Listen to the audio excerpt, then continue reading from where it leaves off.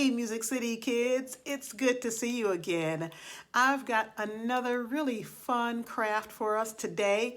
Now, today we are doing all things pumpkin. And so that's another thing that you'll notice during the fall season. You'll start seeing a lot of pumpkins. And I don't know if you have, but I hope you get to visit a pumpkin patch this year. Even with the pandemic going on, I think if you wear your mask and take all the safety precautions, you can still go to the pumpkin patch and have a really good time. And so maybe check with mom and dad and see if that's something that they'd like to do. I think you guys would really enjoy it. So today's art project is going to be pumpkin patch. I know a lot of times my art projects have a little more structure and steps because we're going for a certain kind of look. But with this one, I really want you to have fun and be expressive and make it your own. Okay, so let's get into it. Okay, let's start off with a clean sheet of paper or canvas, several different brushes, a little cup of water there, and your paints. If you have watercolor paints, that's perfect. And any type of brush you have will work. Starting with our thumb, we're going to load it with the orange paint.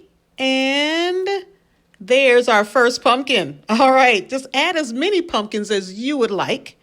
I'm doing several orange pumpkins, and then I'm going to try some different technique. I'm adding some yellow paint and a little brown, a little reddish brown color. And if you've ever seen these pumpkins, they're called gourds. I guess a little different type of pumpkin. But they tend to be like yellows and browns or sometimes green and browns. So I thought I'd try to throw a few of those in there. Don't know if they really grow in the pumpkin patch, but we're putting them in mine.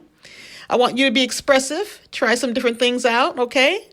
Make it your own. I did a little yellow and green together, so it looked like I have a little green stem on the top of this yellow gourd. And did you know pumpkins are connected? They grow with a vine attached to it, and they're connected by this vine. So I'm going to add in the vine, see there, and connect them.